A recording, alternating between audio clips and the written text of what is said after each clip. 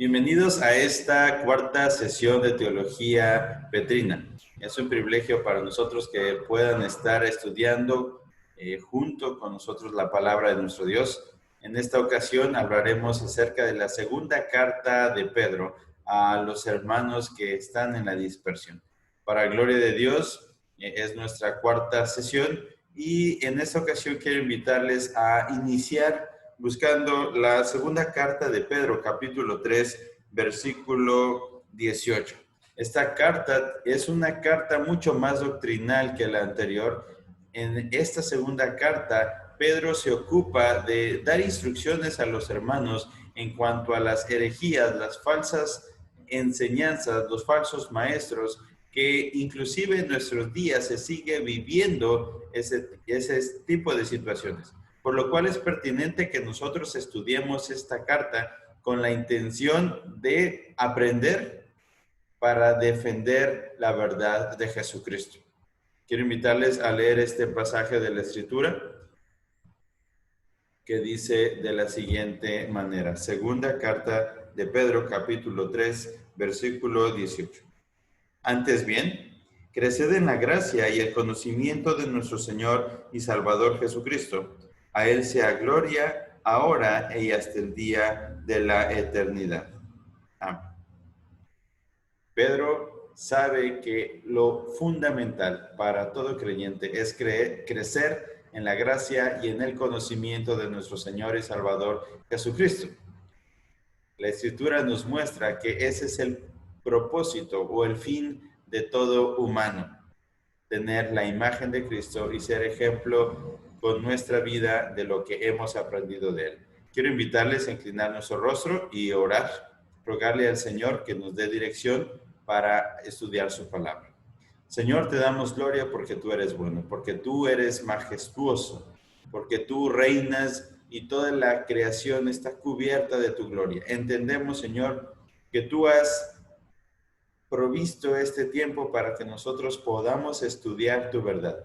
Reconocemos, Señor, que no sabemos todo, que tenemos una gran necesidad de saber más de ti, de conocer tu revelación. Y, Señor, te rogamos que tú des palabras santas y sabias al pastor Ismael para que nos guíe en el conocimiento y el estudio de tu palabra. Y, Señor, que pongas disposición en nuestro corazón, humildad y sencillez para atender a tus verdades.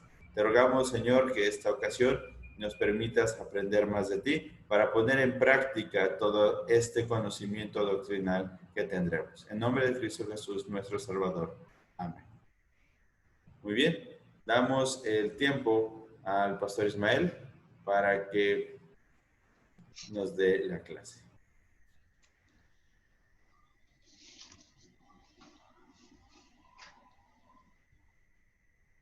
Hemos estado estudiando nuestras epístolas paulinas y tuvimos un acercamiento a través de los evangelios para conocer precisamente el personaje que estamos estudiando, a Simón Pedro, y damos gracias a Dios porque aquí hemos encontrado muchas riquezas.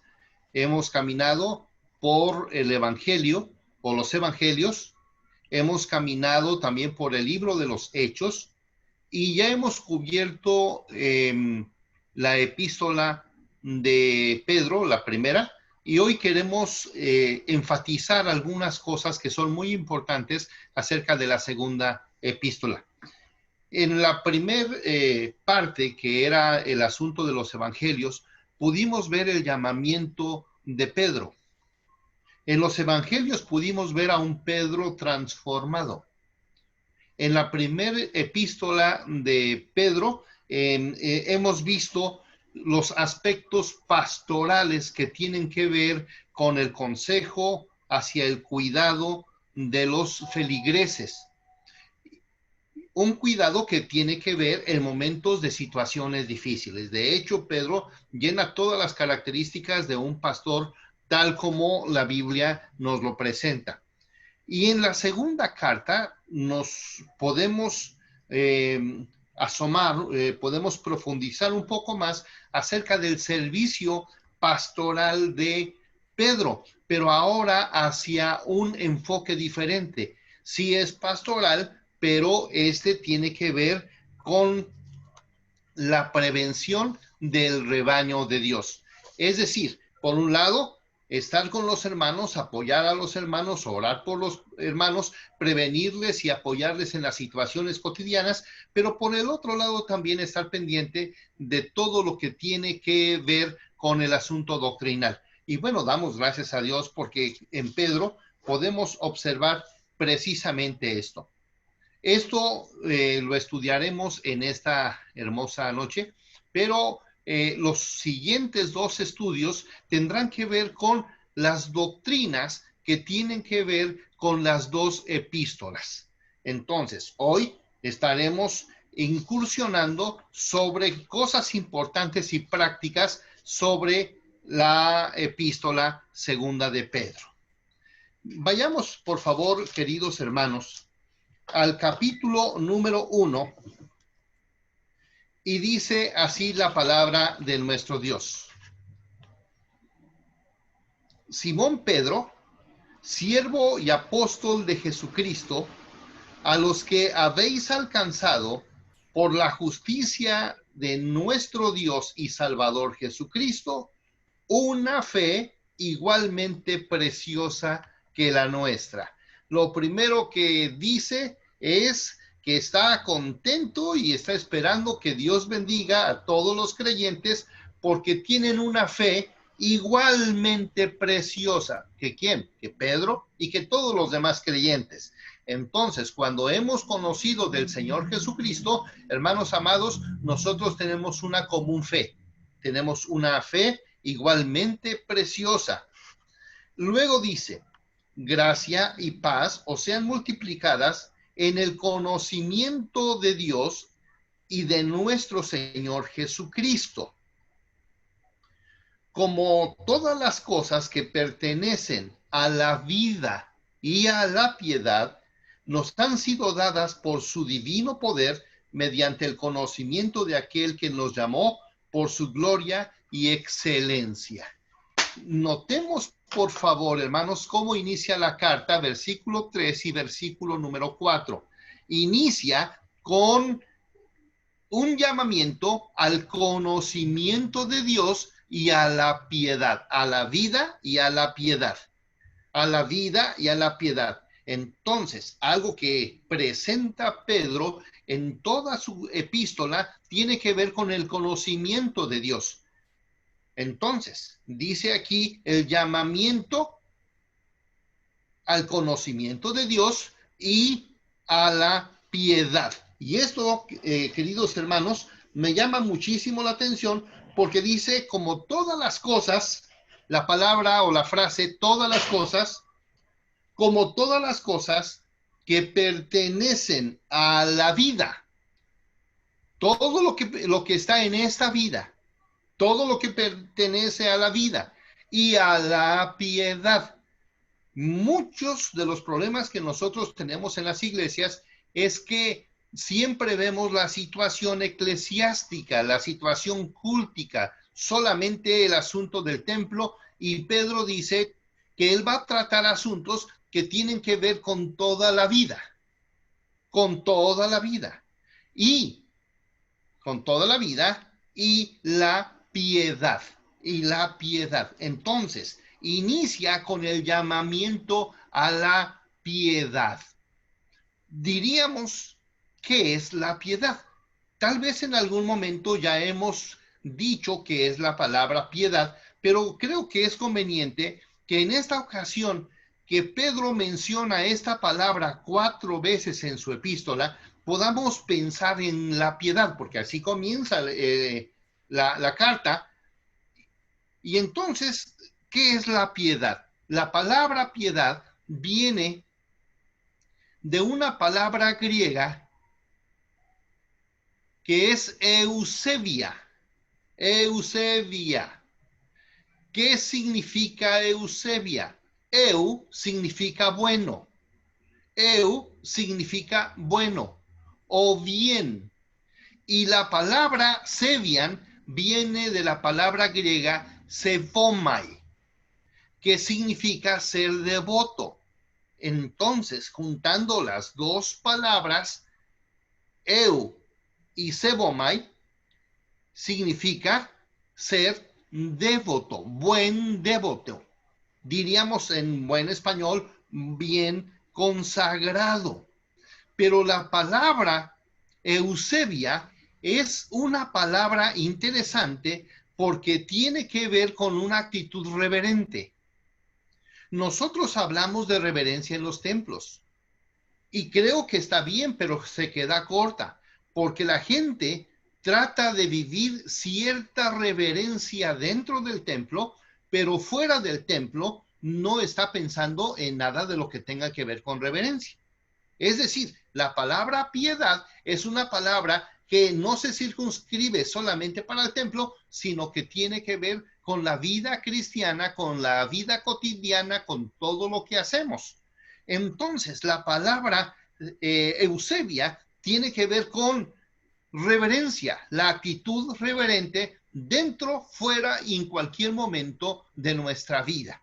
Entonces, esta palabra se caracteriza por una actitud de amor y de compromiso con Dios. De ahí que la palabra tiene que ver con santidad. Sebomai, o bien Eusebia, tiene el sentido de hacer todo aquello que a Dios le agrada. Por eso, cuando Pedro está iniciando en la primer partecita, está haciendo un llamamiento a la piedad. Hermanos amados, debemos comenzar por esto. Y así comienza la carta, porque a él lo que le interesa es que el creyente tenga una actitud de complacencia, de gusto, una vida donde Dios debe ser glorificado a través de todo lo que se hace. Entonces, queridos hermanos, la piedad no solamente es un asunto cultico, sino que la piedad se tiene que vivir en toda la vida. Y esto lo hace Pedro. Qué interesante que sea Pedro quien diga que la piedad es para toda la vida. Bueno, así inicia. Ahora, ¿cómo va a terminar la carta? Después de la palabra fecha, nos dice también la palabra inicia, sí, porque así como inicia, también así va a terminar. Y entonces, ¿cómo termina la segunda carta de Pedro? Con un llamamiento, y el llamamiento es el mismo, el llamamiento a conocer a nuestro Señor Jesucristo. Versículo número 18. Antes bien, creced en la gracia y en el conocimiento de nuestro Señor Jesucristo. Y entonces abre con el llamamiento a la piedad y al conocimiento de Cristo y termina con el llamamiento al conocimiento de Cristo viviendo una vida de piedad. Ya hemos dicho cómo inicia, cómo termina. Ya hemos mencionado también, queridos hermanos, que la epístola fue construida, fue escrita entre el año 65 y 68. Damos gracias a Dios porque esa época fue muy difícil, sin embargo, los hermanos pudieron superar todas las situaciones porque tenían a los líderes adecuados que supieron leer los tiempos. Me encanta esta frase, líderes que saben leer los tiempos. Nosotros tenemos que aprender a leer las épocas en las que nos tocó vivir.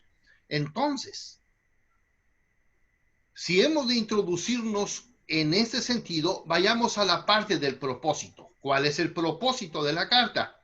El propósito de la carta es prevenir al pueblo de Dios de los falsos maestros y de las falsas enseñanzas.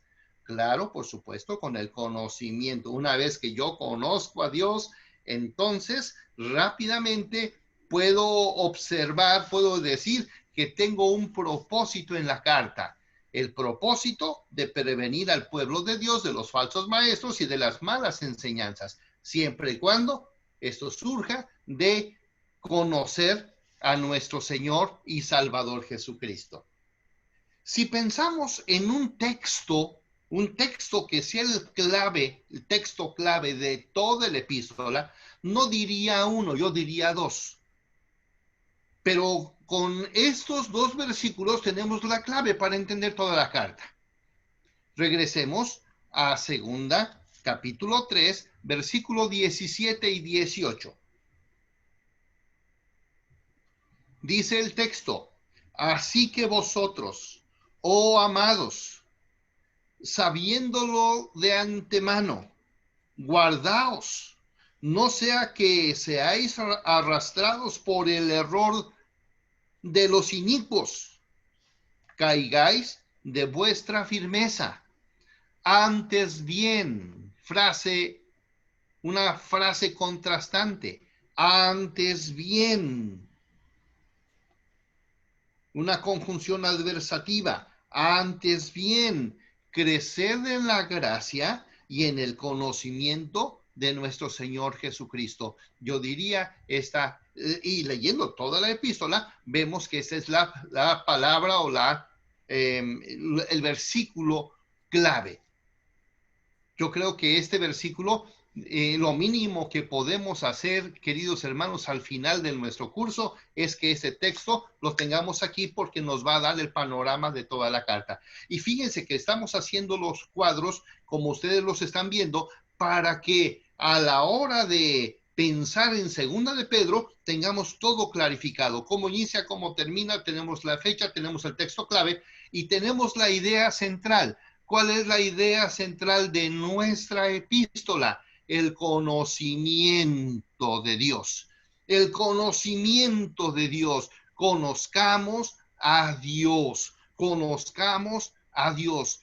Me encantan los profetas porque ellos decían que lo más importante en la vida era el conocimiento de Dios.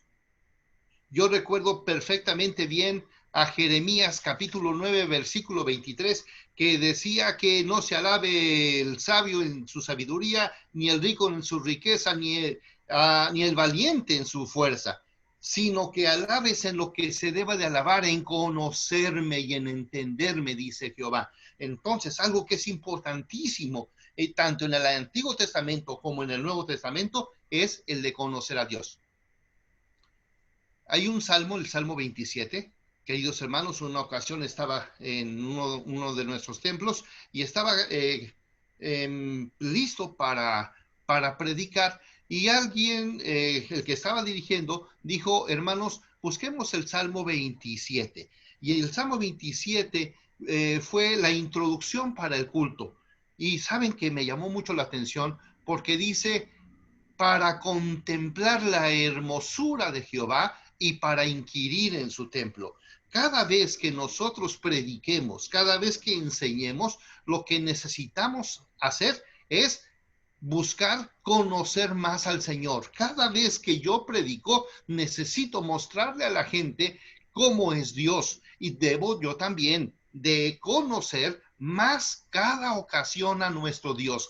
Hermanos, nosotros no lo conocemos lo suficiente como debiera ser, porque somos muy cortos, porque nuestra mente está muy reducida, pero Dios es maravilloso, es glorioso, y la tarea nuestra es conocerlo todos los días y conocerlo siempre. Y esa es la idea de Pedro: conocer a nuestro Dios.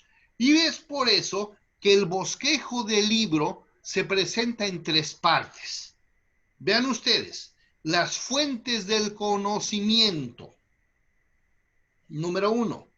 Número 2, los estorbos del conocimiento.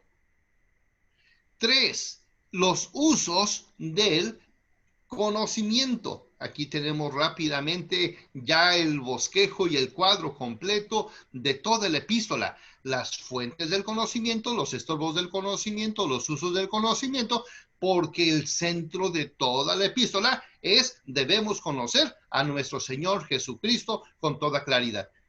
Esto me recuerda la institución de Juan Calvino en su capítulo número 1, donde habla de los 2 conocimientos.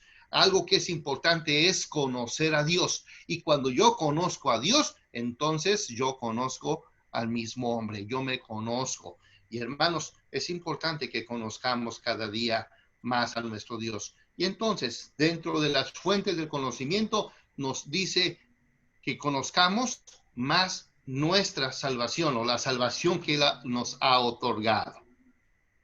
nos habla más acerca del Señor Jesucristo y de las promesas. De esas hablaremos en un momento más. El capítulo 2 nos habla acerca de conocer a los adversarios, los falsos maestros. Uno de nuestros problemas, queridos hermanos, es que nosotros no somos muy apologistas o apologetas. Nosotros a veces ni siquiera conocemos bien la palabra. La palabra apología significa defensa de la fe. Y Pedro nos presenta cuando menos 4 cosas. Número 1, para hacer una buena apología se necesita leer la escritura. 1. 2, conocer la la doctrina. Y número 3, conocer a los adversarios. Y 4, tener una conducta adecuada, una conducta cristiana. Y ese es el sentido que tiene todo Pedro. Pedro nos enseña a leer la Biblia, a conocer la doctrina, a conocer a los adversarios y a tener una vida consagrada, una vida santa. Entonces, queridos hermanos, sí tenemos que conocer qué son aquellas personas y cosas que están afectando nuestro conocimiento y que tratan de destruir a la iglesia del Señor. Y finalmente, en los usos del conocimiento, tenemos que conocer las profecías. Nosotros no somos muy dados a conocer la profecía. Para comenzar, nos da miedo. Si llegamos a pensar en Apocalipsis, hermanos, decimos son palabras mayores. Pero si lo queremos juntar todavía con Daniel y con Ezequiel, todavía nos da más pánico. Pero nosotros necesitamos conocer la profecía y necesitamos conocer también la segunda venida de nuestro Señor Jesucristo, porque estas cosas nos recordarán, nos darán esperanza y nos llevarán a una vida de piedad. Mire qué interesante. ¿Dónde está ese Pedro que decimos que era un ignorante? ¿Dónde decimos que era un hombre tan sencillo, que no tenía una capacidad intelectual fuerte? Hermanos, cuando vemos a Pedro, vemos un pastor fuerte, vigoroso y con una doctrina clara. Pero pensando en eso, encontramos algunas cosas que son importantes y que tenemos que clarificar. Se ha pensado que Pedro no es, Segunda de Pedro, no es un libro inspirado. Normalmente pensamos que Primera de Pedro sí es inspirada, pero no Segunda de Pedro. Y es que el apóstol Pedro nos menciona, por ejemplo, en la siguiente laminita, algunas cosas que debemos observar. Los padres de la iglesia se tardaron en aceptar esta epístola como parte del canon del Nuevo Testamento. Decían, es que Pedro no debe de estar. Hermanos, noten por favor que una de las características para estar en el canon era que fuera una persona que había andado con el Señor o una persona creyente y líder del pueblo de Dios. Y Pedro llenaba ese requisito. Número 2, haber andado con el Señor Jesús. Número 3, que tuviera una doctrina en forma orgánica, es decir, que desde Génesis hasta Apocalipsis con las demás escrituras no tuviese ninguna complicación. Entonces, nosotros, queridos hermanos, podemos mencionar este primer detalle. Los padres de la iglesia no lo podían entender completamente. Decían, bueno, ¿y por qué Pedro? Si Pedro no era tan importante en cuanto a sus capacidades literarias. Pero hermanos amados, Pedro tenía todas las características, incluso en este momento que estamos estudiando las escrituras, lejos de contradecir alguna enseñanza, él está afirmando las enseñanzas que son importantes que nosotros debamos de conocer. La segunda cosa que constituye un problema es que había ya muchos libros apócrifos, es decir, ya para este momento, para el año 65, 68, muchos ya habían escrito, ya había escrito Lucas, ya había escrito Mateo, ya había escrito Marcos, ya había escrito Juan, y todo el mundo estaba escribiendo. No todos fueron aceptados, por supuesto, porque tenían algunas contradicciones y todo, pero entonces los hermanos, los padres de la iglesia, tenían mucho cuidado en aceptar un escrito para que no fuera que en algún momento se colara alguno. Y puedo decir que de los 27 libros del Nuevo Testamento, ninguno debe ser rechazado, aunque algunos tienen sospechas con Hebreos o que tienen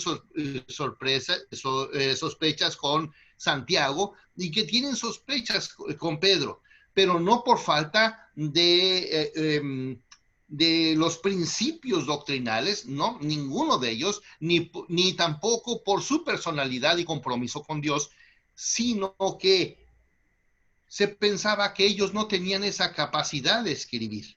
Pero ya hemos mencionado algunas cosas. Por ejemplo, en este momento podemos decir que Pedro tiene un estilo de presentación fluido y pulido. Sí, porque él dictó la carta, no la escribió.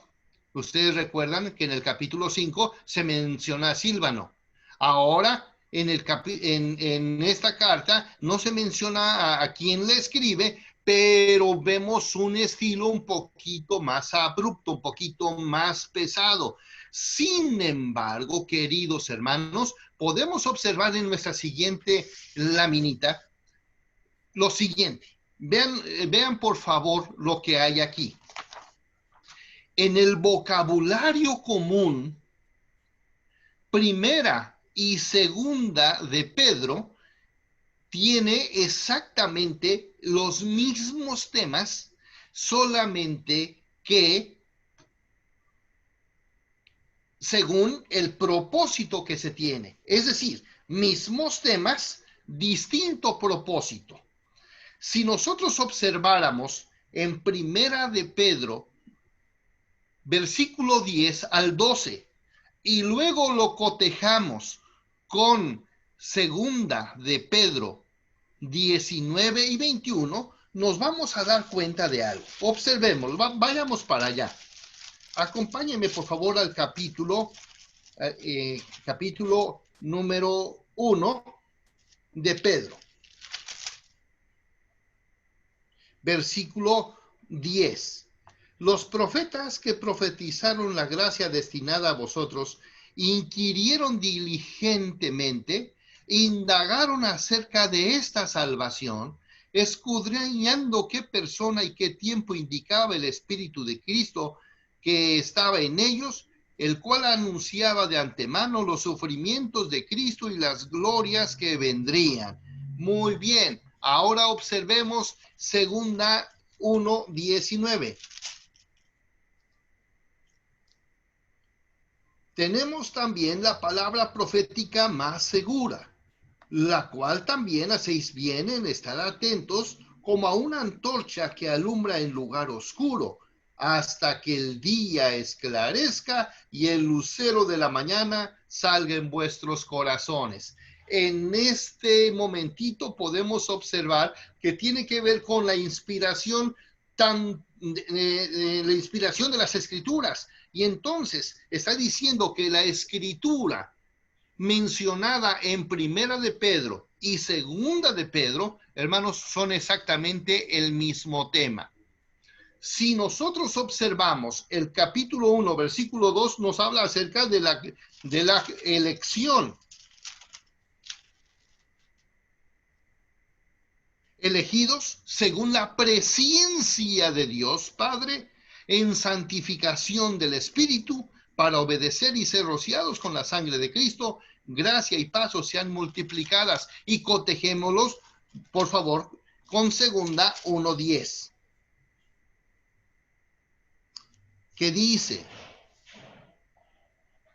por lo cual, hermanos, tanto más procurad hacer firme vuestra vocación y elección, porque haciendo estas cosas no caeréis jamás. No caeréis jamás. Entonces, noten por favor otra vez, así como en la primera parte que habla de la inspiración del Antiguo Testamento, de las Escrituras, en este segundo tema encontramos la doctrina de la elección. Dios es el que elige desde antes de la fundación del mundo. Y podríamos observar en capítulo 1, versículo 23 de Primera de Pedro y capítulo 1, versículo 4 de Segunda de Pedro, la doctrina del Nuevo Testamento. O podríamos seguir observando la necesidad de la santidad.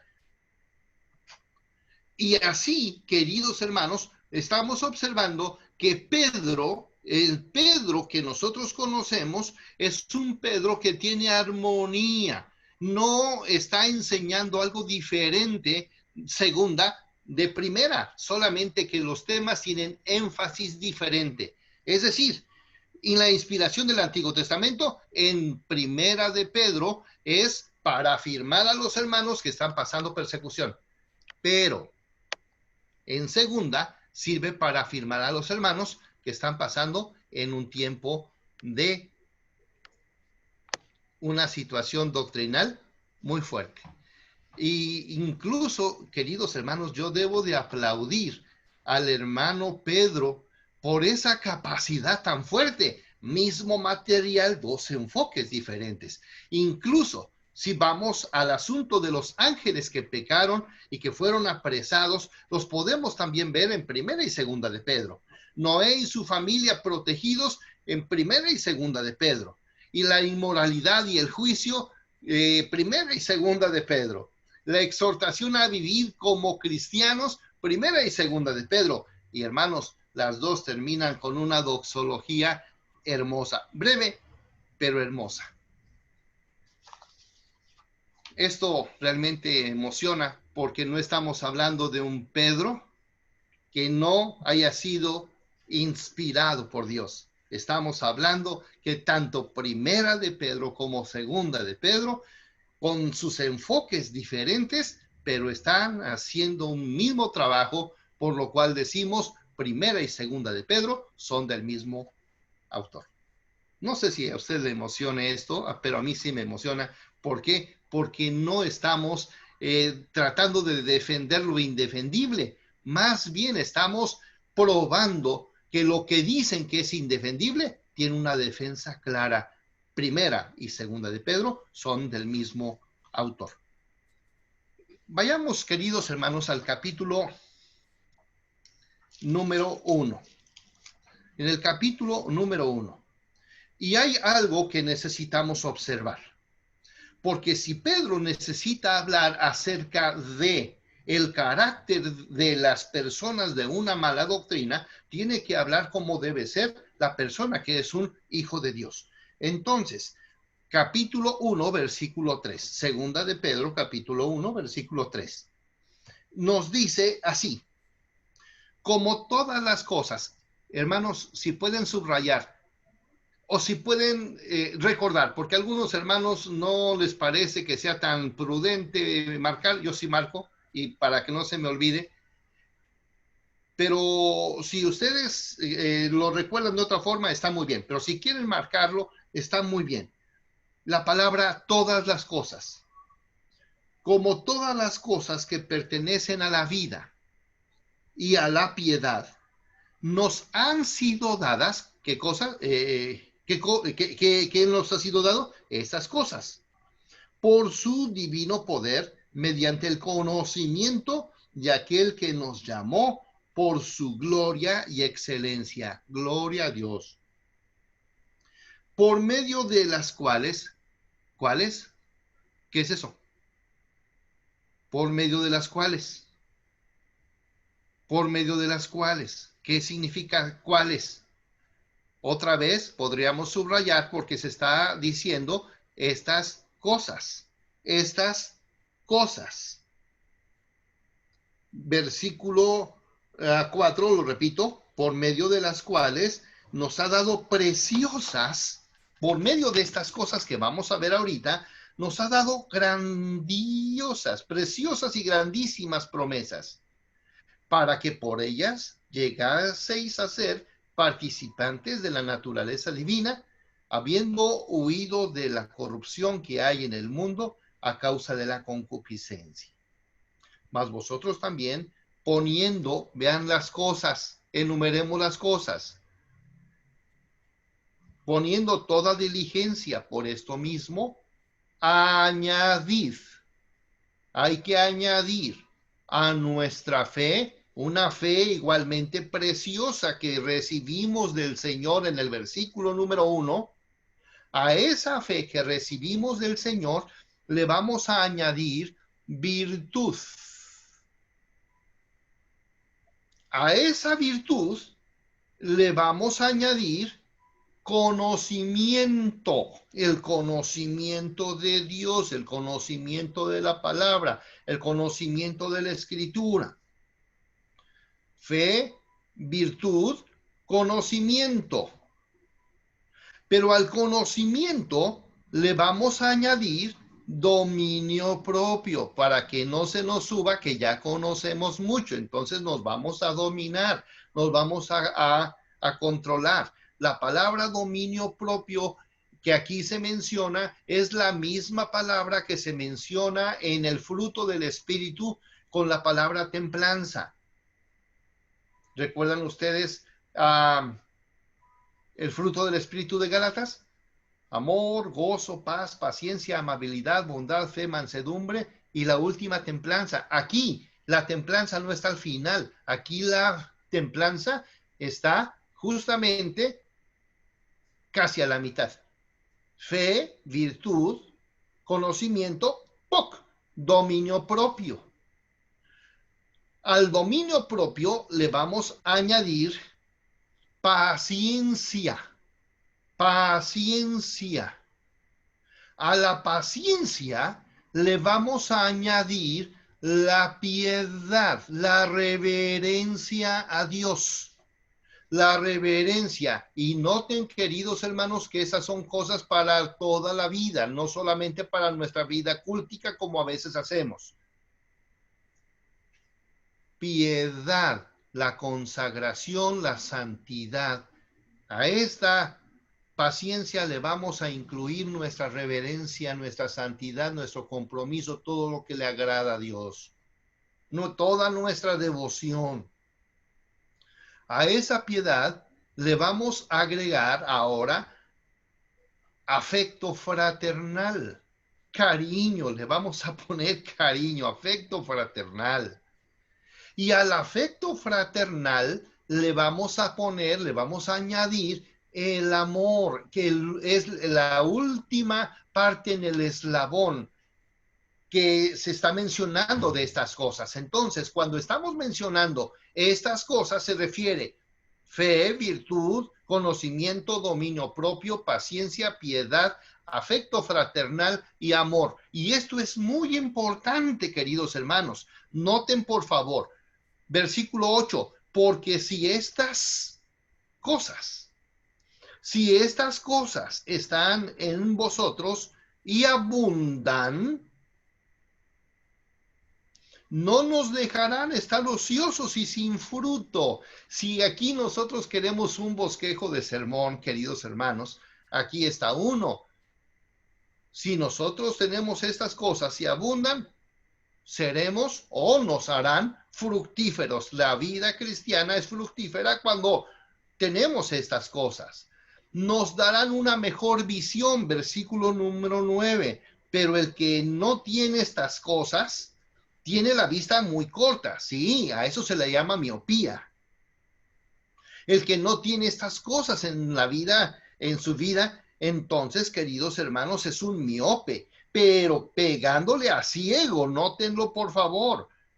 Pero el que no tiene estas cosas tiene la vista muy corta, es ciego, habiendo olvidado la purificación de sus antiguos pecados. Esto es casi como el que no tiene esas cosas, es como si no hubiera pasado nada, como si el Señor Jesús no estuviera en su vida. Versículo número 9, pero el que tiene estas cosas. Y continúa en el versículo 10, por lo cual, hermanos, tanto más procurad hacer firme vuestra vocación y elección, porque haciendo estas cosas no caeréis jamás. Pedro previniendo a los hermanos acerca de las herejías, pero la mejor forma es la forma profiláctica. Antes de hablar de la parte preventiva, de la parte correctiva, va a hablar de la parte preventiva, y prevenir es importante. Entonces está adoctrinando a los hermanos y les está diciendo, hermanos, cuiden de estas cosas. ¿Alguien recuerda cuáles son todas esas cosas? Fe, virtud, conocimiento, dominio propio, paciencia, piedad, afecto fraternal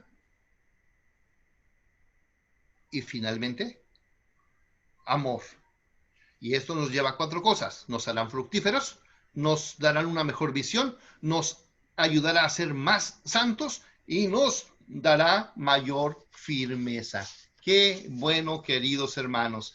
Qué bueno, porque aquí tenemos unos sermones interesantes. Por eso dice, por medio de ellas estaremos disfrutando ser participantes de la naturaleza divina, porque hemos huido de la corrupción de este mundo. Gracias, bendito Dios, porque ahora nos está previniendo de una forma tan especial. Ahora sí, caminemos un poco más. Ahora va a ir con cosas fuertes al capítulo número 2. Pero hubo también falsos profetas. Pero en el Antiguo Testamento Antiguo Testamento hubo falsos profetas entre el pueblo. Y dice, como lo habrá también entre vosotros, falsos maestros que introducirán encubiertamente herejías destructoras, y aún negarán al Señor que lo rescató, trayendo sobre sí mismos la destrucción repentina. Hermanos amados, Pedro se está yendo al Antiguo Testamento. En el Antiguo Testamento hubo gente que estuvo viviendo de esta forma. Dentro del pueblo se metieron falsos maestros. Qué cosa tan difícil y qué cosa tan espectacular. Pedro ya tiene una visión clara de no solamente de lo que se ha vivido, sino de lo que se vive y de lo que se está asomando ya en el camino. Hermanos, esto es una visión pastoral. Él está observando la palabra herejía. La palabra herejía es la negación deliberada de la verdad revelada. Y esta se une con una aceptación del error. Entonces, cuando yo no acepto la verdad revelada, queridos hermanos, esto se convierte en no solamente en la aceptación del error, sino que se convierte en una herejía. Ahora, fíjese bien, nosotros ya tenemos principios doctrinales. Nosotros, para el tiempo del 65 y del 68 que se escribe la carta, hermanos, no estaba el credo de los apóstoles. El credo de los apóstoles nos da una base a nosotros. Claro que se compuso, algunos dicen que el credo de los apóstoles se compuso allá por el año 800. Probablemente haya sido así, aunque ya había bases muy fuertes, porque el credo de Nicea se construyó en el año 325. Entonces, ¿recuerdan ustedes el credo de los apóstoles? Creo en Dios Padre Todopoderoso, creador del cielo y de la tierra. Quien no creyera esto así, automáticamente estaba aceptando una enseñanza contraria a lo ya enseñado. Y eso se convertía en una herejía. Porque hay una base doctrinal. Cuando hay una base doctrinal fija, entonces cualquier cosa que atente contra ella se llama herejía. Creo en Dios Padre Todopoderoso, Creador del cielo y de la tierra, y en Jesucristo, su único Hijo y Señor nuestro, que fue concebido del Espíritu Santo, que nació de la Virgen María, que padeció bajo el poder de Poncio Pilato. Y usted ya sabe todo lo demás. ¿Recuerda usted la parte donde dice, creo en la comunión de los santos? ¿Se acuerdan? Creo en la comunión de los santos. ¿Sí está en el credo de los apóstoles? Correcto. ¿Usted y yo creemos en la comunión de los santos? Sí. ¿Y qué pasa con aquellas personas que dicen, no hermanos, a mí lo que me interesa es Dios, los hermanos no me interesan, esa gentuza no sirve para nada, solamente son la comunión de los santos? Es decir, la cuestión doctrinal, queridos hermanos, es muy importante. Lo que Pedro nos está diciendo aquí, que esos falsos maestros, esos herejes comienzan despreciando el aspecto doctrinal. Hay mucha gente que hoy no acepta el credo de los apóstoles. Hay gente que no acepta el credo de Calcedonia, que no acepta los cánones de Dort. Hay personas que no aceptan la confesión belga. Hermanos amados, hay muchos hermanos que no, bueno, ya no sé si decir hermanos, pero no me quiero meter en problemas hoy. Pero Pedro está hablando, conozcamos la doctrina. ¿Para qué? Para identificar a quienes no se ajusten al principio doctrinal, automáticamente esos señores se llaman herejes. Y hermanos amados, quiero que sepan una cosa, los herejes no llegan de fuera. Los herejes se forman dentro, porque hay gente dentro de la iglesia que ya juramentó o que ya protestó que aceptaría la doctrina de la iglesia y dentro de la iglesia no está aceptando los principios doctrinales. Bueno, hermanos amados, mucha gente no conoce los principios, pero otras gentes están enseñando lo que ya saben que no se debe enseñar. Y entonces, esta herejía es algo muy fuerte. Entonces, la palabra herejía viene del griego airesis, que significa una opinión escogida o una opinión propia. Yo escojo una opinión, pero no es la opinión de la Escritura. Vayamos un momentitito a un versículo que ya hemos mencionado en varias ocasiones. Por favor, Efesios capítulo 2, versículo 20.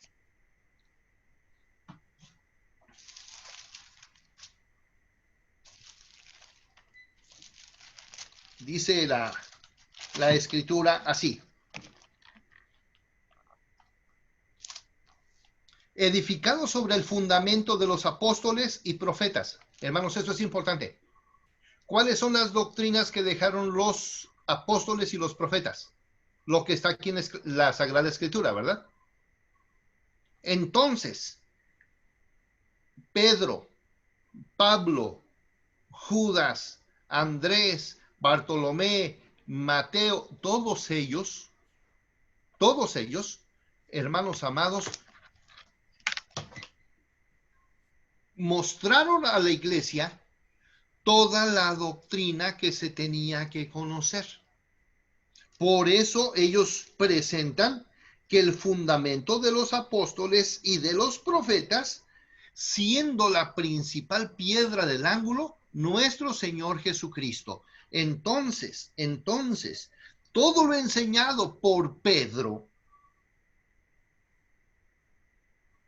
es una enseñanza que si se violenta, que si se pasa por alto, entonces, queridos hermanos, se convierte en herejía. La herejía podríamos decir que no es lo mismo que una división, pero van juntitas. Una herejía es una doctrina, la herejía es doctrina en su esencia, pero se opone a la fe cristiana. Esa herejía es una negación deliberada de la verdad revelada que se une con la aceptación del error. Ya lo mencionamos hace un momentito, claro que sí. Entonces, cualquier herejía, hermanos, en su esencia es una oposición completa a la fe misma. Ahora, el cisma, vamos a llamarle cisma o división, se opone al amor y no es doctrinal en su esencia. Hay un problema en la carta de Filipenses y hay un problema en la carta a los Gálatas. El problema de los Gálatas se marca como una cosa muy terrible porque están tratando de poner un fundamento diferente al mencionar un evangelio diferente. Mientras que el problema que se está dando dentro de la iglesia de Filipos es un asunto de relaciones, y entonces unos están corriendo hacia Pablo y otros contra Cefas, a favor de Cefas, y entonces algunos están predicando a Cristo por contienda y por vanagloria, hermanos, pero eso es diferente a la situación herética. Sin embargo, Pablo ataca las dos. La de una falta de unidad que puede ocasionar un cisma, una división. Y recuerden, queridos hermanos, que en la Escritura hay principios donde nadie debe, siendo un buen creyente, nadie puede pensar en una división. No, hermano, es que cierto hermano no funciona, cierto hermano es de mal carácter, hermano, ellos están haciendo eso y se hacen divisiones. Hermanos, nosotros debemos de luchar para que nunca haya una división dentro de nuestra iglesia. No es una cuestión herética, tal vez, pero la cuestión herética y la cuestión cismática van pegaditas. Y esto es lo que está previniendo Pedro. Ahora, veamos la siguiente lámina, hermanos, porque es una línea de tiempo que a mí me parece muy interesante.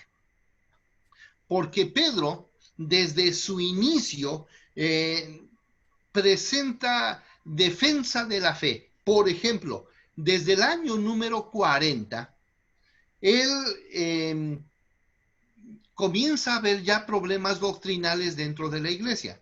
¿Recuerdan ustedes a Simón el Mago? Hace unos días el pastor Escobar Maya nos decía, hermano, ¿y qué hay de la simonía?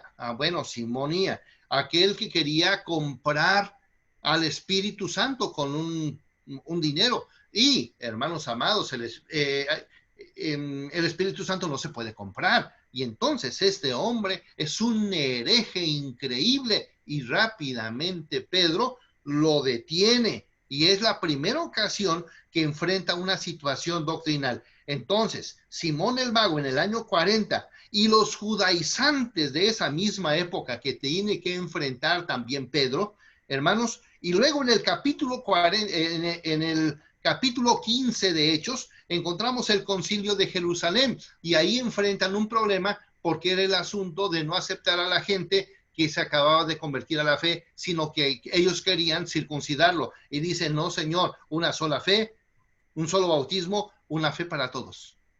Porque es un Señor para todos. Y esto es lo que está haciendo Pedro.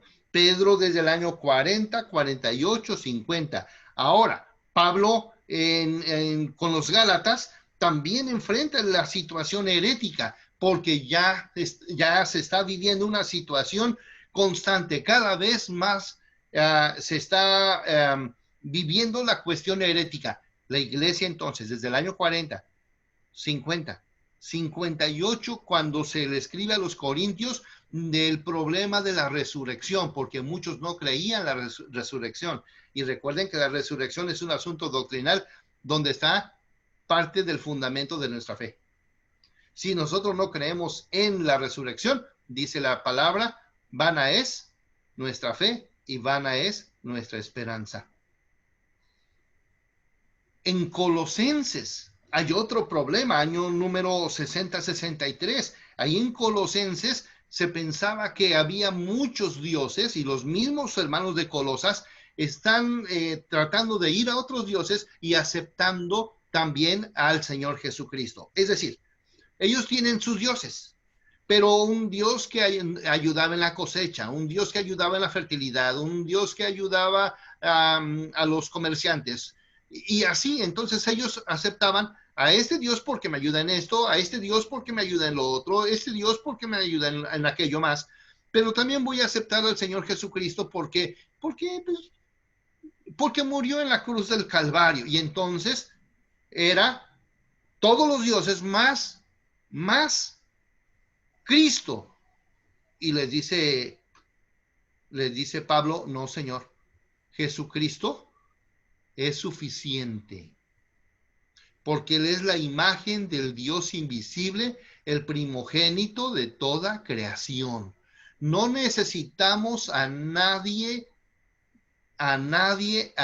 más, porque Él es suficiente y Él cubre todo. Cuando nosotros hablamos de conocer al Señor Jesucristo como personal y único y suficiente, hermano, era precisamente por eso, porque no se necesitaba sumarse a los demás dioses que la gente ya podía tener. Este es un asunto que está enfrentando Pedro. ¿Recuerdan ustedes lo que pasó con Pablo en primera y segunda de Timoteo, donde se menciona el problema de Himeneo y de Fileto, donde los califica que son como carcomas, como pedazos de cáncer, como asuntos de gangrena, porque la herejía crece así? Entonces, queridos hermanos, llegamos al año 67-68, donde está Pedro y está Judas, y ellos nos están presentando entonces que la cuestión doctrinal es importante. ¿Por qué? Porque Pedro ha aprendido a leer ahora todos los tiempos. Yo creo, queridos hermanos, que lo que hemos visto hasta ahora es una presentación práctica de nuestra epístola. Y creo que estamos conociendo la epístola, pero estamos conociendo también la mente de uno que ha aprendido a amar a Dios con todo el corazón. Pedro me parece un pastor ejemplar ahora. Tal vez cuando lo vimos en su llamamiento, tal vez cuando lo vimos con sus tumbos, con sus errores, con sus arrebatos, ya queríamos cambiar mejor de epístola y queríamos continuar con el apóstol Pablo como siempre hemos estado. Pero Pablo, Juan, Pedro, Judas, todos los hombres que estuvieron con el Señor, hermanos, fueron personas que tuvieron que morir por su fe. Y déjeme terminar con esto. El capítulo número 3, segunda de Pedro, capítulo 3. No he mencionado todas las características de esos hombres que están en el capítulo número 2. Pero, hermanos, las características que se mencionan son tremendas. Imagínense nada más, en el capítulo 2 todavía, dice que muchos seguirán sus disoluciones, por causa de los cuales el camino de la verdad será blasfemado, que por avaricia harán mercadería de vosotros con palabras fingidas.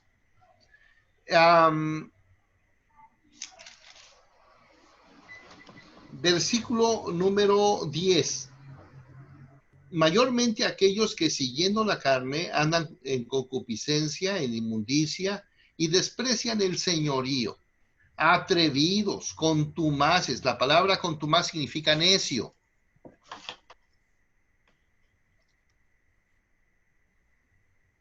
No temen decir mal de las potestades superiores, llamemos espirituales y no espirituales, mientras que los ángeles, que son mayores en fuerza y en potencia, no pronuncian juicio de maldición contra ellas delante del Señor.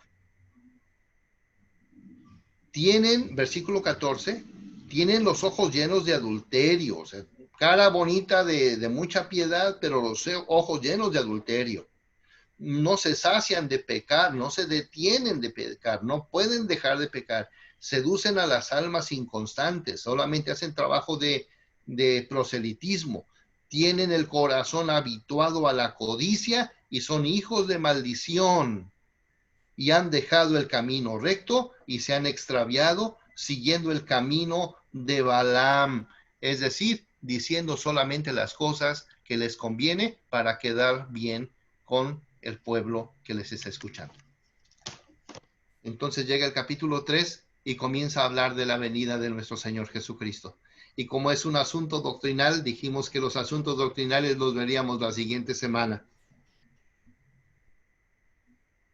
Y habla de la segunda venida de nuestro Señor Jesucristo. Y hermanos, ¿de qué forma nos presenta Pedro la segunda venida? Como algo inminente, como algo que va a llegar, como algo que nosotros estaremos pensando. Imagínese, doctrinal en el sentido de edificación, pero doctrinal en el sentido escatológico. ¿Usted podía esperar esto de Pedro? Hermanos, cuando estudiamos la teología petrina, podemos ver la razón por la que Dios transformó a este hombre. Para darnos ejemplo de un pastor que ama al rebaño, pero que conoce toda la doctrina y es capaz de enfrentar todos los problemas que sean necesarios. Si hay algún comentario, si hay alguna pregunta, queridos hermanos, con mucho gusto las podemos contestar.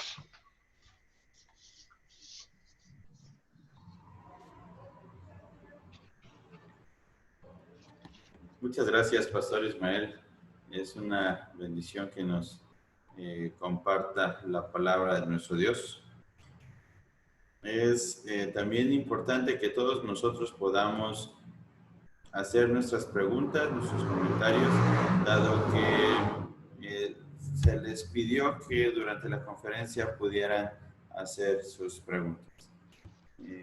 Hay algunas preguntas que nos parecen muy interesantes que tenemos que señalar. Voy a pedir al doctor Ismael que nos pueda contestar estas preguntas. Y en primer lugar, la pregunta tiene que ver con el fruto del Espíritu o los frutos que se presentan en este pasaje. En segunda de Pedro se habló del fruto de la piedad. Entonces, la pregunta directamente es esta. ¿Hay una correlación entre estas dos cosas? ¿El fruto del Espíritu? ¿O cómo llamaríamos a esa correlación? Tienen una relación absoluta desde el momento en que las dos son producidas por Dios después de la conversión. Número uno. Número dos, hay una correlación absoluta porque solamente tal vez el orden pudiera ser un tanto diferente. Fíjense, amor, con la que nacemos aquí en el fruto del Espíritu. Y por el otro lado, cuando hablamos con Pedro, no es la primera, sino es la última. O sea, nos está presentando un orden, de alguna forma nos está presentando un orden, pero un orden diferente. Pablo comienza con el amor y Pedro termina con el amor. ¿Sí? Entonces, amor, gozo, paz, y luego pasamos a la paciencia. También la palabra paciencia es una palabra importante. La palabra paciencia tiene tres aspectos muy importantes. ¿Por qué son esos tres aspectos? Porque hay tres palabras griegas para hablar de paciencia. La palabra hupomone significa permanecer abajo, permanecer bajo el sufrimiento, bajo el dolor. Y entonces, aun cuando está con una situación muy dura, está haciendo el esfuerzo, pero no se vence. Eso se llama paciencia. En el caso de la palabra longanimidad, también se puede traducir como paciencia en griego. longanimidad, o sea, largo ánimo. La palabra macrotumia es macro, significa grande, y entonces la palabra tumia tiene el sentido de lejos de enojarse, lejos de renunciar a alguna situación. Entonces, la palabra paciencia es una palabra muy importante que presenta Pedro con los tres matices. Una persona que puede resistir lo que venga, una persona que no se desanima por nada y una persona que soporta todo. Entonces, aquí ya tenemos la siguiente. Ahora, veamos el asunto del dominio propio. El asunto del dominio propio aquí se presenta como dominio propio y allá se presenta como templanza. Ahora, queridos hermanos, el cierre de Pedro en el fruto del Espíritu Santo es la templanza. Y aquí exactamente a la mera mitad está el dominio propio. Es decir, son las mismas características, pero algunas con nombre diferente, con orden diferente, pero las mismas en la vida cristiana. Es decir, no podemos decir que algunas de estas cosas deben ser evitadas. Estas cosas deben ser tomadas igual. Ahora, chequen el número de una y chequen el número de la otra. En el fruto del Espíritu son 9. ¿Cuántas son aquí?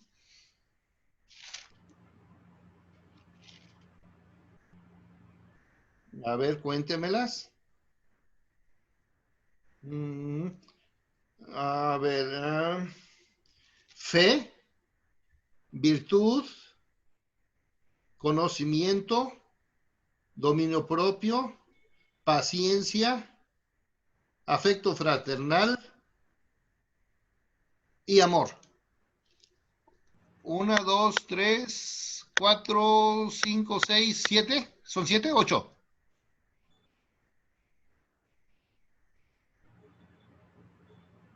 Son 8. Hermanos, no sé cuál haya faltado, pero tienen que ver con lo mismo.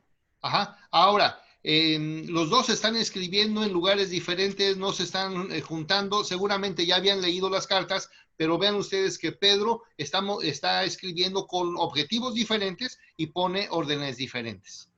También es interesante recordar que Pedro escribe después de Pablo. ¿Sí? Pablo sí comenta o hace alguna mención del ministerio de Pedro en las cartas, pero no específicamente en las cartas porque aún no estaban escritas. Ahora, entendamos también en este sentido que es una respuesta, es una continuidad a lo que Pablo ha enseñado. Entonces, sí hay una correlación muy clara, tal vez uno es 8 y otro es 9, pero las características son muy similares. Ahora, yo tengo una pregunta que desde el inicio, cuando se dijo conocimiento, porque es un énfasis que se hace, una de las herejías en el tiempo del apóstol Pedro, de Pablo, Pedro y posteriormente Juan, es el gnosticismo, que tiene que ver con el conocimiento. Entonces mi pregunta directamente es esta: ¿qué relación tiene Pedro al dar esta respuesta? ¿La está dando al gnosticismo? ¿Lo está dando en el contexto propio de los hermanos? ¿O solamente se encaja? ¿Hay alguna situación específica por la cual se responda así? La herejía de los gnósticos comenzó en el tiempo de Colosenses. Entonces es muy probable que sean ya las herejías que estaban creciendo. ¿Cuál es el asunto del gnosticismo? El gnosticismo son los creyentes en Jesucristo, pero que se mezclan con la cuestión griega. Entonces ellos agarran un sabor de conocer intelectualmente, solamente que el conocer intelectualmente los exime, según ellos, de una conducta santa. Y aquí Pedro, como también Primera de Juan, nos menciona que el conocimiento de Dios nos debe de llevar a una conducta santa, irreprochable. Entonces sí, estoy casi convencido, digo casi porque aquí no se menciona la palabra ni anticristos, um, ni gnósticos. Sin embargo, en esa época ya estaban surgiendo en todas las iglesias. Yo comento esto precisamente porque en la segunda carta de Pedro, capítulo 1, se toca Sí, uno de los aspectos fundamentales de la iluminación sí, que el gnosticismo pretendía. Para el gnosticismo, el conocimiento era la luz. Y entonces el ellos mirador. conocerían a Dios a través del conocimiento, sin necesidad de Jesucristo.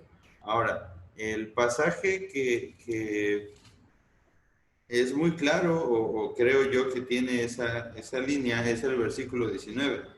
Tenemos también la palabra profética más segura, de la cual hacéis bien en estar atentos como una antorcha que alumbra en lugar oscuro, hasta que el día esclarezca y el lucero de la mañana salga en vuestros corazones. Con el énfasis de la luz, porque son tres características que el gnosticismo tenía. Ahora,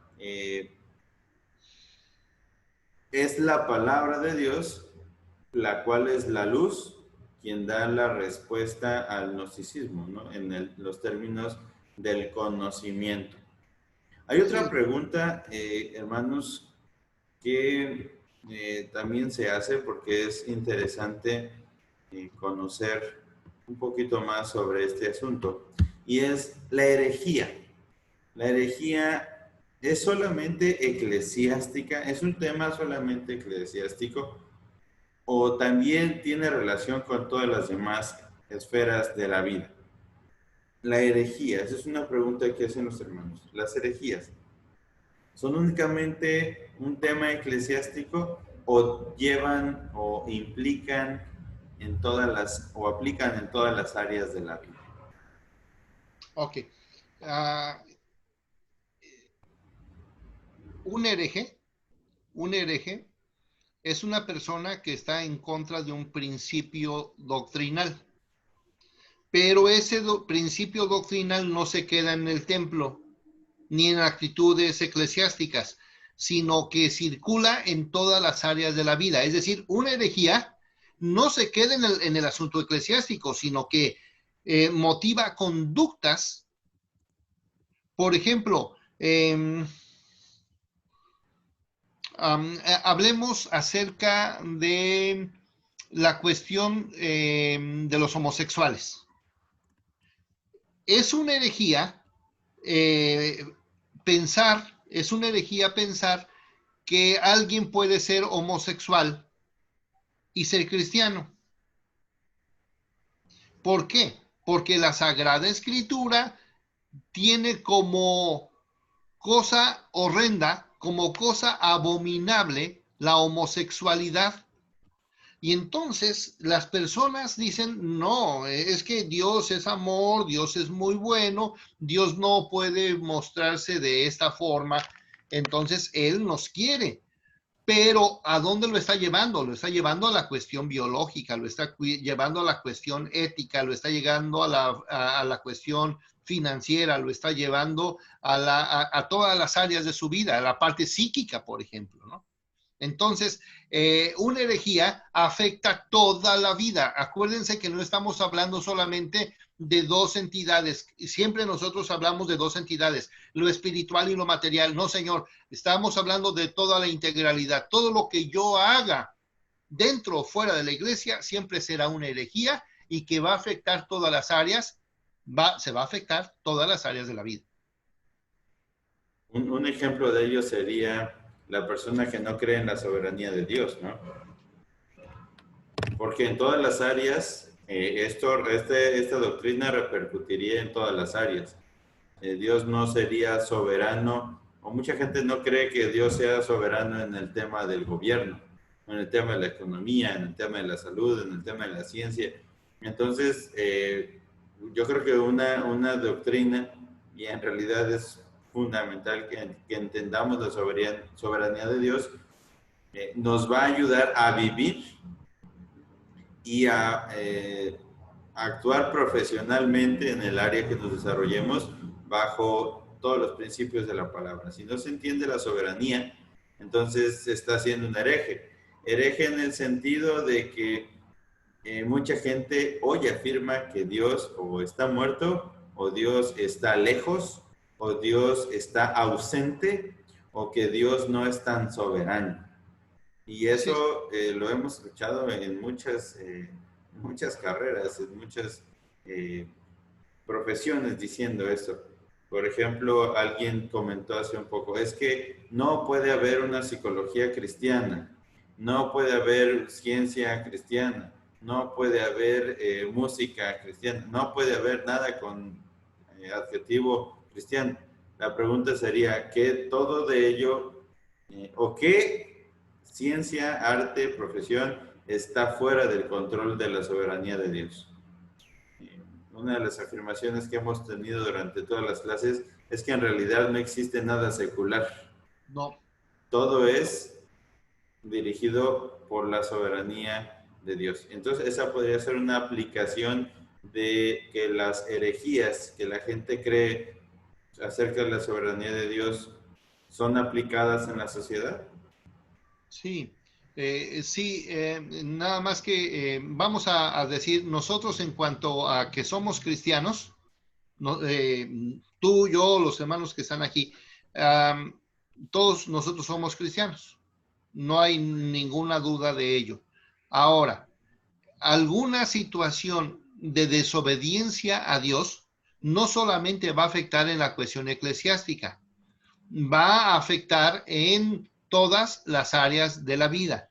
Va a afectar en el sentido familiar, en el sentido económico, en el sentido psíquico, en el sentido analítico, en todas las áreas. Entonces, creo que es algo que tenemos que tener muchísimo cuidado.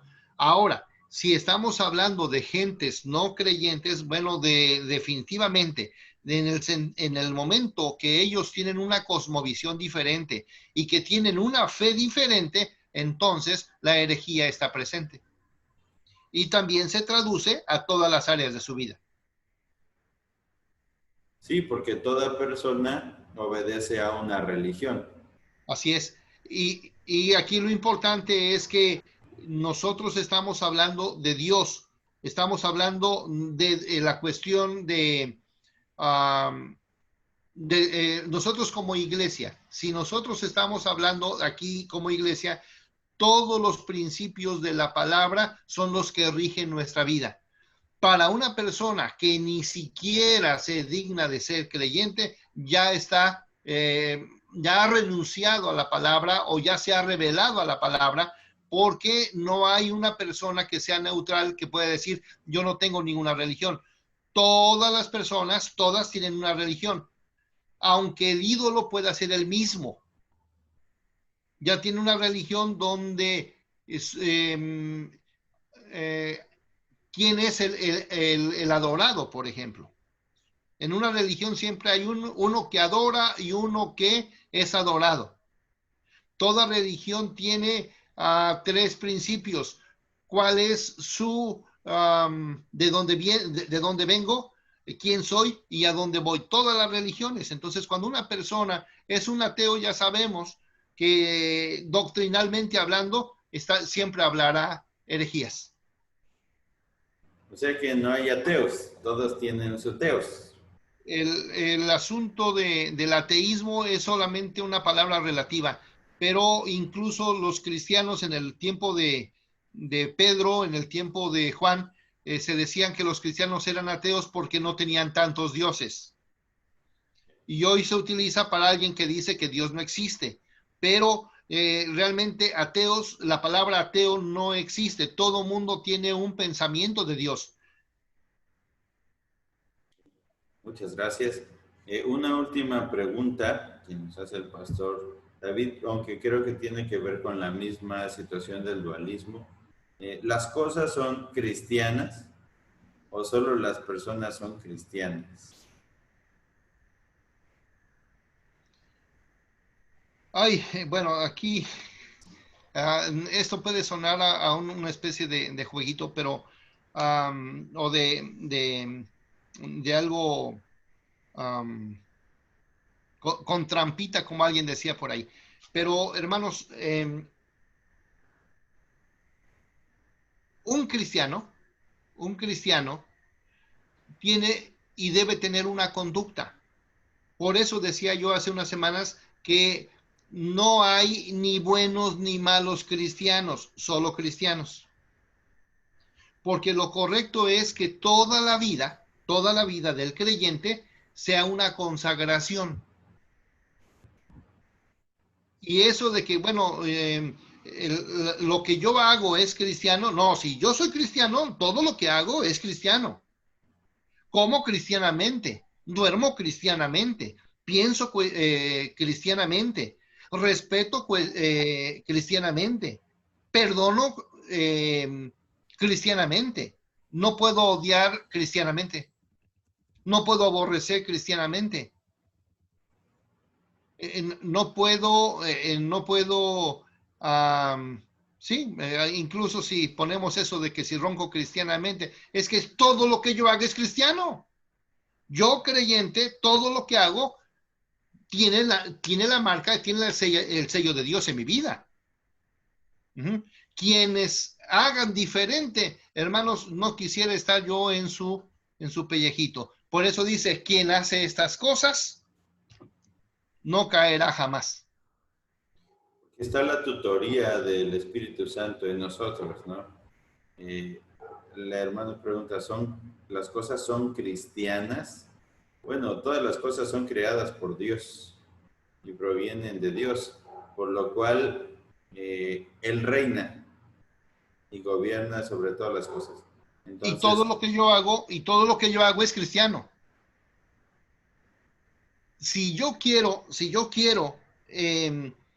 aborrecer a alguien, no lo puedo aborrecer cristianamente, pero me estoy revelando cristianamente. O sea, me estoy revelando a un compromiso con Dios. O sea, estoy siendo un cristiano rebelde. Uh-huh.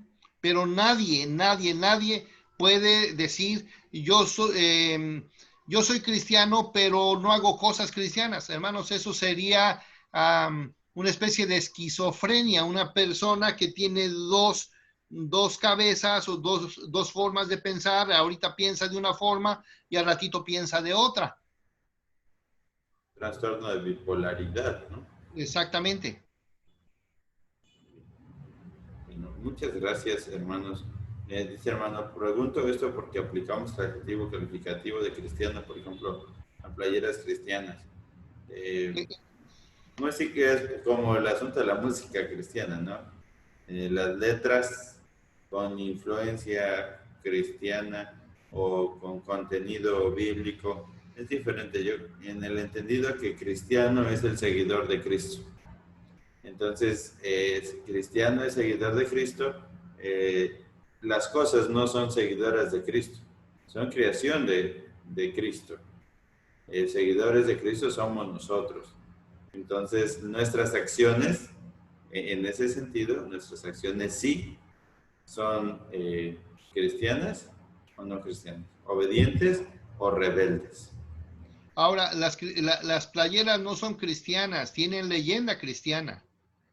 O sea, tienen una leyenda que lleva nuestra identidad como creyentes, que lleve un texto, una figurita, alguna cosa.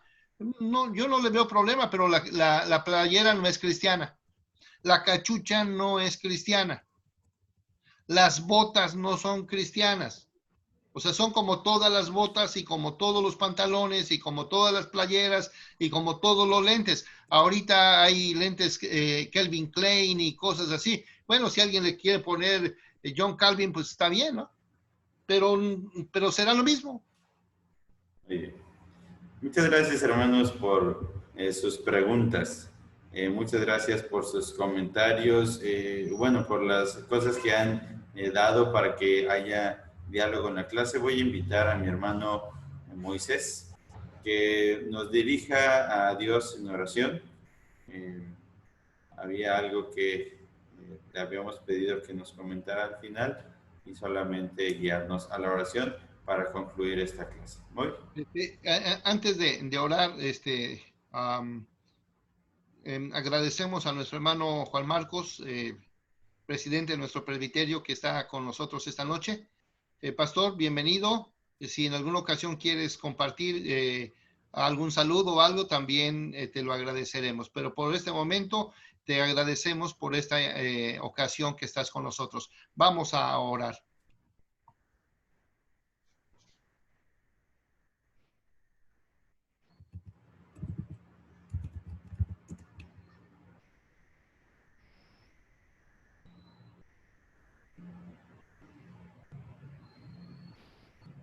Bueno. Sí. Mis queridos hermanos, si me lo permiten, antes de orar, me gustaría hacer una participación un poco breve. Con esto que acaban de mencionar, a mí me generó mucha gracia en el sentido de que si las cosas son cristianas o nosotros somos los cristianos. Hace mucho tiempo, y quiero confesarles esto, quiero decírselos con mucho respeto. Yo iba manejando mi camioneta y se me atraviesa un taxista en sentido contrario, se me pone enfrente y se baja queriéndome golpear. Y yo la verdad, sí me sulfuré, me puse agresivo, pero recuerdo algo muy chistoso, que yo llevaba una playera que decía Jesús te ama. Y entonces ya me iba a bajar y de repente veo la playera y dije, no, o sea, Jesús me ama y también Jesús ama a él y yo no debo reaccionar así.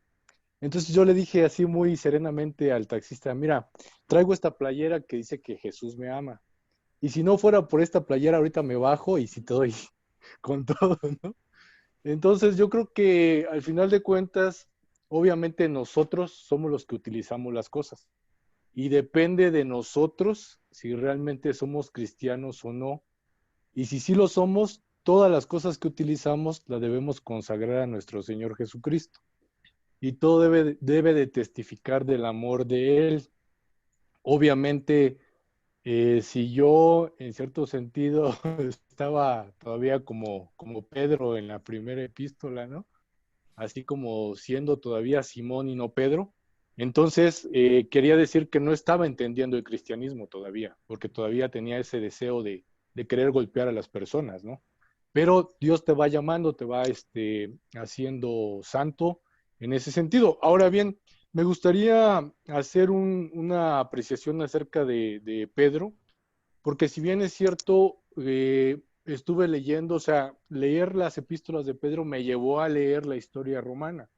Es tan intrigante este asunto que a mí me gustaría comentar a manera de conclusión que, por ejemplo, me llamó mucho la atención la historia de Aníbal. Es decir, después de que Roma se vuelve una república y ya empieza a ser como el centro de poder económico, cultural, político, todavía tenía un rival pendiente que era Cartago. Entonces, después de que ya se establece la república, empiezan a ver que falta algo por conquistar y que es la ruta marítima, ¿no? La ruta del Tíber.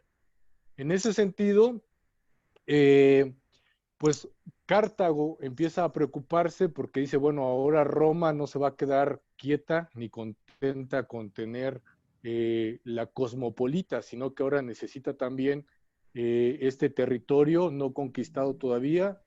Y entonces ahí empieza este problema comercial y resulta ser que las tropas de navegación más fuertes las tenía Cartago y no las tenía Roma. Empiezan las estrategias belicosas y entonces ponen a Amílcar como el capitán de los fenicios o el capitán que iba a defender el territorio de Cartago. Pero hay algo muy sorprendente, resulta que Aníbal era el hijo de este capitán, Amílcar, y desde los 9 años Aníbal empieza a acompañar a su padre a las guerras. Entonces Aníbal aprende muy bien el arte belicoso. Y esto lo digo porque pareciera ser entonces que Pedro adquiere todos los conocimientos de andar con Jesucristo. Por eso él también presenta esta cuestión teológica y apologética. Aprende muy bien el arte del cristianismo, el arte de defender el cristianismo a través de la experiencia. Y esto podríamos llamarle saberes comunitarios, que es un tipo de conocimiento que se adquiere con base a la experiencia que te da el otro, al que es tu mentor en ese caso. Entonces, este Aníbal estuvo a punto de conquistar Roma y estuvo a punto porque obviamente conoció muy bien el arte de la guerra y supo que no era a través del Tíber que podía conquistar a Roma. Entonces entra por el estrecho de Gibraltar y obviamente entra por lo que ahora se conoce como Francia y estuvo a punto de derrotar a Fabio V, que era el capitán de los romanos. ¿Por qué no derrotó a Fabio V? Porque al final de cuentas fue traicionado por los propios fenicios, fue traicionado por esto que ya habíamos comentado de la cisma. O sea, es decir, había división entre los propios fenicios, entre los propios cartagineses, y eso provocó que no le llegara el recurso a Aníbal y obviamente Roma conquista a Cartago. Entonces, a resumidas cuentas, creo que es esto que nos quiere presentar el apóstol Pedro en las epístolas, que él conocía el contexto y obviamente lo retoma y viene ahora a evangelizar y a decirnos que debemos conocer, debemos de saber para que precisamente no seamos derrocados como pasó precisamente con los cartagineses. Esa sería mi participación y ahora sí, pues vamos a orar. Padre eterno, Padre poderoso, te agradecemos porque tú brindas el conocimiento, tú proporcionas los medios, tú nos educas en el cristianismo, tú eres el único que nos llama para poder defender el ministerio, para poder defender de esta manera apologética lo que tú has mandado para nosotros, Señor. Y te agradecemos porque tú has hecho el llamamiento tanto de todos los apóstoles como también hacia nosotros, Padre Celestial, para vivir en santificación, pero también para glorificarte, Padre Celestial, porque solo tú mereces la honra y la gloria. Te agradecemos porque nos has dejado un libro maravilloso y esto es tu palabra, Padre Celestial. Te pedimos que tú nos sigas ayudando para comprenderla, para entenderla, para que también conozcamos a profundidad tu palabra y conozcamos también el mandamiento que tú tienes hacia nosotros, Padre Celestial, que es profesar tu nombre, tu majestad, tu gloria, tu potestad, y también nosotros podamos cumplir en piedad, Padre Celestial. Te agradecemos por todos los hermanos que hoy estamos reunidos y te pedimos que tú sigas con nosotros, sigas siendo nuestro mentor eternamente. En nombre de Cristo Jesús te lo pedimos y te agradecemos. Amén. Muchas gracias, hermanos, por haber estado con nosotros en esta cuarta sesión. El Señor sea con ustedes. El día de mañana recibirán la tarea y también el video para que puedan estudiar. El Señor les bendiga. Muy buenas noches a todos.